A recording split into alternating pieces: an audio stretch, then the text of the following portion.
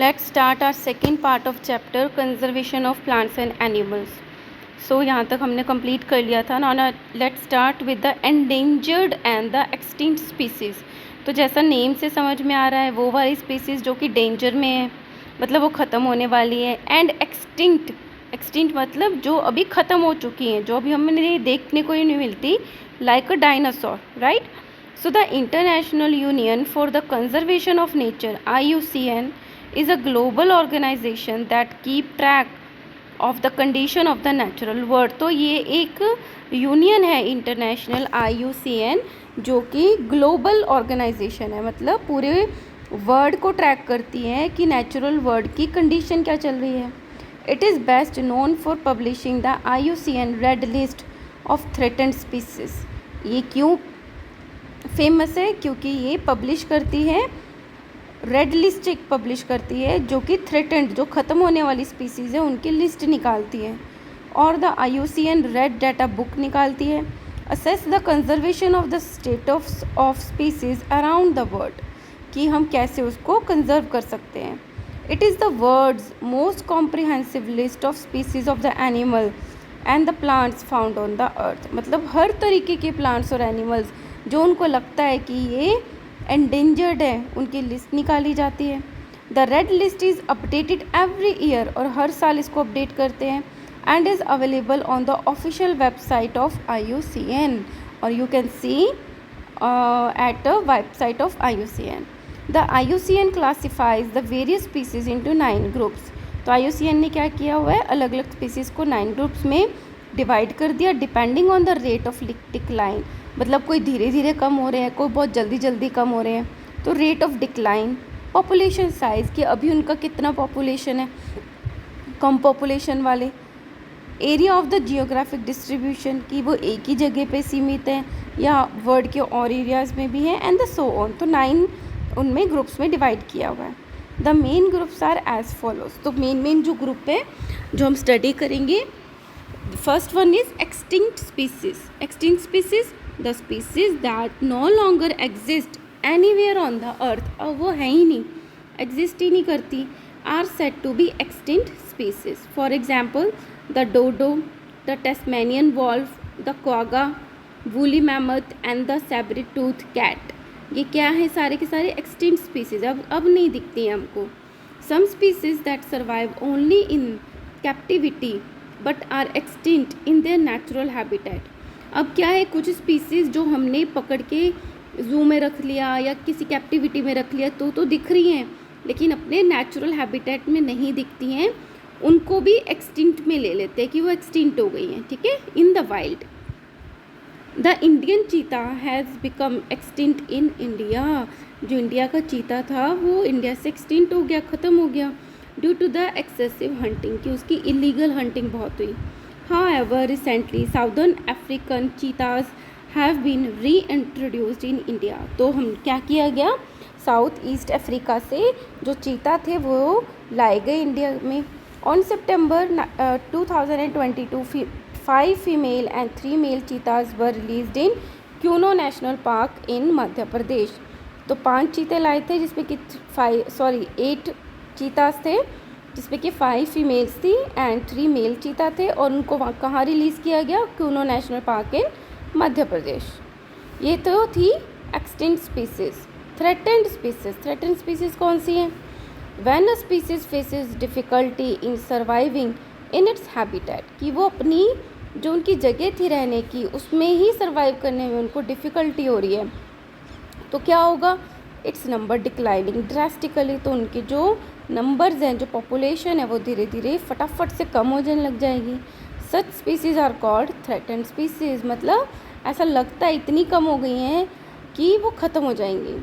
If urgent measures are not taken to protect the species, it may be at risk of becoming extinct. तो अगर urgently उस पर ध्यान ना दिया गया तो ये जो थ्रेटेंड स्पीसीज है ये भी एक्सटिंक्ट हो जाएंगी. थ्रेटेंड स्पीसीज में भी फर्दर क्लासीफाइड. अब इनको जो थ्रेटेंड है उसको फर्दर क्लासीफाई किया गया है एज द वल्नरेबल, एंडेंजर्ड और क्रिटिकली एंडेंजर्ड स्पीसीज में, depending upon the degree of the risk of extinction. कि कितना रिस्क है एक्सटिंक्शन का, उस पर इनमें डिवाइड किया गया है। तो वल्नरेबल स्पीसीज़ कौन सी हुई? Vulnerable species include species that are declining, जो कम तो हो रही हैं but still have the sufficient number of individual in their natural habitat, लेकिन उनकी पॉपुलेशन ठीक है, कम हो रही है लेकिन पॉपुलेशन अभी एनफ है। However, in the near future, they might enter the category of the endangered species. लेकिन हो सकता है कि इतनी डिक्लाइन हो जाए कि कल को वो endangered species में आने लग जाए। ठीक है? If the factors for their declining numbers are not removed, अगर जो reasons हैं कि जिस वजह से वो डिक्लाइन हो रहे हैं, अगर उन फैक्टर्स को ना रिमूव किया जाए तो वो endangered species में आ सकते हैं।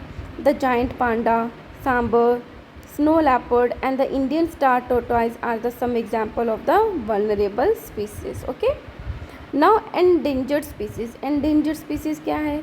Endangered species are the species which face an immediately threat of extinction. Endangered, danger में है कि वो अभी extinct हो जाएंगी बहुत जल्दी। Their number have been drastically reduced to a critical level. बहुत ज़्यादा कम हो गई हैं, either due to indiscriminate hunting, या तो बहुत ज़्यादा उनकी हंटिंग हुई है, और due to the destruction of their habitats, या उनका जो जगह थी रहने की वो ही ख़राब कर दी गई। If the same factors continue these species will soon become extinct, अगर सेम चीज़ें रहीं तो वो भी एक्सटिंक्ट हो जाएंगे। Musk deer, Asiatic lion, Asian elephant and the red panda are a few examples of the endangered species. ठीक है, now come to the rare species. Rare species क्या? रेयर नाम समझ में आ रहा है, जो बहुत कम होती हैं। These are localised in certain geographical area, सब जगह नहीं मिलती, किसी न किसी जियोग्राफिकल एरिया में मिलती हैं। And exhibit the scattered population considering the global environment, और दूर दूर मिलती हैं। Thus their overall population in the world is small, इसलिए वर्ल्ड में इसकी पॉपुलेशन बहुत कम होती है। In future, these species may enter into the category of the vulnerable और endangered species, क्योंकि ऑलरेडी ही कम है, तो अगर कोई ना कोई रीज़न हुआ तो क्या होगा, ये endangered और vulnerable की लिस्ट में आ सकती हैं। The wild water buffalo and the Asiatic wild ass are the example of these category. तो दोनों की यहाँ पे पिक्चर्स भी दे रखी हैं, तो ये रेयर स्पीसीज़ हैं। Now come to the least concern, जिसके कंसर्न की ज़रूरत नहीं है। This categories include species that are not in immediate danger of becoming extinct, मतलब इस पर ज़्यादा कंसर्न की ज़रूरत नहीं है, ये एक्सटिंक्ट होने वाले नहीं हैं। ठीक है, तो ये क्या थे? डिवाइड किया गया था कि वो एक्सटिंक्ट होंगे, एंडेंजर में हैं, वल्नरेबल हैं, ठीक है, या फिर लीस्ट कंसर्न के। अब हमने पढ़ लिया कि ये प्रॉब्लम्स हैं। अब कंजर्वेशन कैसे किया जाए? It is important to protect the health of the natural world and prevent further loss of biodiversity. अब हमें सब कुछ पता है क्यों जा रहे हैं, क्यों ख़त्म हो रहे हैं, तो हमारी हेल्थ को, नेचुरल वर्ल्ड की हेल्थ को प्रोटेक्ट करने के लिए हमें फर्दर लॉस को रोकना होगा बायोडाइवर्सिटी की।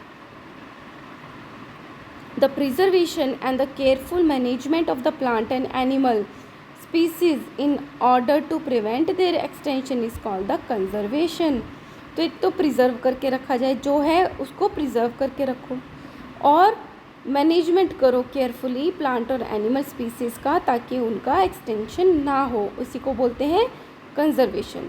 We should take measure to conserve our forest and ocean to protect flora and fauna present there. Flora हमने पढ़ा था जो प्लांट्स के होते हैं, एंड फोना हमने पढ़ा था जो एनिमल्स के होते हैं। ठीक है, now protected areas, various national and the international organizations work together to conserve nature। अब क्या है, हमें सारी प्रॉब्लम्स पता है, तो पूरे वर्ल्ड में ऑर्गेनाइजेशंस बनी हुई हैं, नेशनल भी और इंटरनेशनल भी, जो इकट्ठी होके कंजर्व करती है नेचर को। Zones that are rich in biodiversity, वो वाले जोन जिसमें बायोडाइवर्सिटी बहुत ज़्यादा है, are declared as protected areas, तो उसको प्रोटेक्ट करके रख लिया और उसको नाम दे दिया protected areas by the governments to preserve and protect the flora and fauna in their natural habitats, ताकि वो नेचुरल हैबिटेट्स में ही रहें। In such areas there is limited human occupation, तो उस एरियाज़ में क्या होता है, जो ह्यूमंस की ऑक्यूपेशन है, मतलब काम ही नहीं है ज़्यादा ह्यूमंस का वहाँ पे, and hence less exploitation of natural resources, इसलिए जो एक्सप्लॉयटेशन है वो भी बहुत कम होता है क्योंकि ह्यूमन जाते ही नहीं है और प्लांट्स और एनिमल्स अपने नेचुरल हैबिटेट्स में रहते हैं. According to the wild life institute of India there are 990 protected areas including national parks. तो wild life institute of India ने क्या बताया है कि अब हमारे कितने हैं 990 प्रोटेक्टेड एरियाज़ हैं, जिसमें क्या आता है national park, wild life sanctuaries, conservation reserve, community reserve, marine protected areas in India. They are spread over 1,73,306.83 square metre. तो इतना ज़्यादा एरिया कवर भी किया हुआ है, covering approximately 5.27% of the country. और हमारी कंट्री का 5% ये इन्होंने कवर किया हुआ है. In addition to the protected areas India also has the tiger and the elephant reserve. Protected areas के अलावा इनमें अलग से इंडिया में टाइगर और एलिफेंट के रिजर्व भी हैं, बायोस्फीयर रिजर्व्स भी हैं, forest reserve, zoological parks and botanical gardens भी हैं. ठीक है, जिससे हम इनको कंजर्व करते हैं. नेशनल पार्क क्या होते हैं? It is an area noted for its animal and plant life. National park में क्या होता है कि एनिमल और प्लांट लाइफ को देखा जाता है, वो एरिया है. No human activities permitted inside the national park, human जाते नहीं हैं. There are 106 national parks in India. The Jim Corbett national park in Uttarakhand in India's first national park which were established in 1936. तो national park है Jim Corbett जो कि उत्तराखंड में है, वो हमारे इंडिया का फर्स्ट नेशनल पार्क था जो इस्टेब्लिश हुआ था in 1936. Now wildlife sanctuary ये क्या होता है? It is an area earmarked for the purpose of protecting, propagating और डेवलपिंग वाइल्ड लाइफ और इट्स एनवायरनमेंट. प्रोटेक्ट करके रखना, उनको डेवलप कराना, है ना, वाइल्ड लाइफ को. ह्यूमन एक्टिविटीज़ लिमिटेड इन सर्च एरियाज़, थोड़ी थोड़ी होती है, ज़्यादा नहीं होती. India has 565 wildlife sanctuaries which include tiger reserve set up by project tiger और टाइगर कंजर्वेशन प्रोग्राम.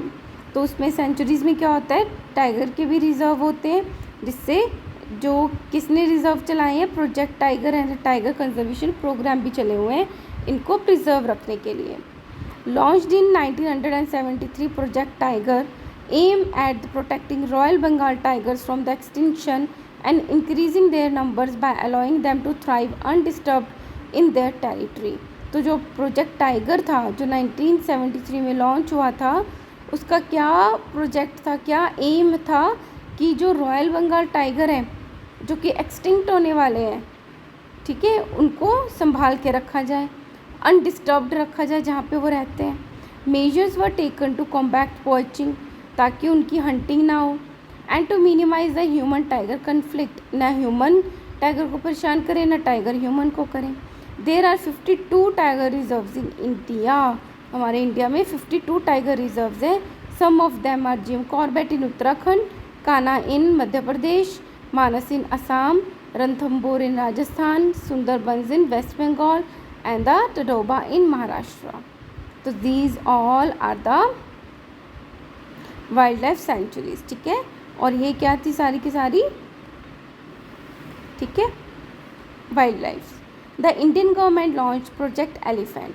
अब इंडियन गवर्नमेंट में ने प्रोजेक्ट एलिफेंट भी लॉन्च किया 1992 with the aim of protecting elephants. Elephants को प्रोटेक्ट करना एट देयर नेचुरल हैबिटेट्स, जहाँ पे वो रहते हैं नेचुरली उनको प्रोटेक्ट करना.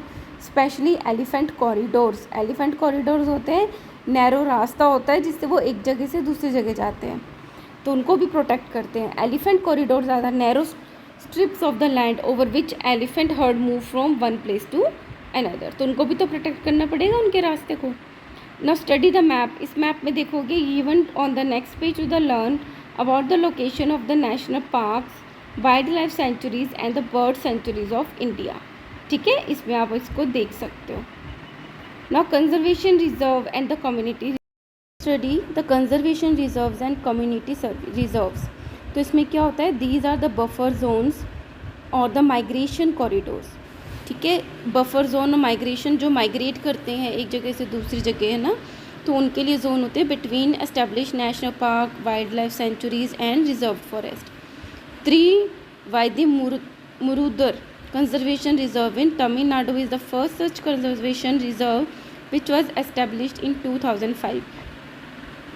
तो ये फर्स्ट कंजर्वेशन रिजर्व था जो 2005 में एस्टेब्लिश हुआ था as a protected bird nesting areas. Biosphere reserve क्या होता है? Biosphere reserve is an area where the flora and the fauna as well as the traditional lifestyle of the tribal community living in the region are protected।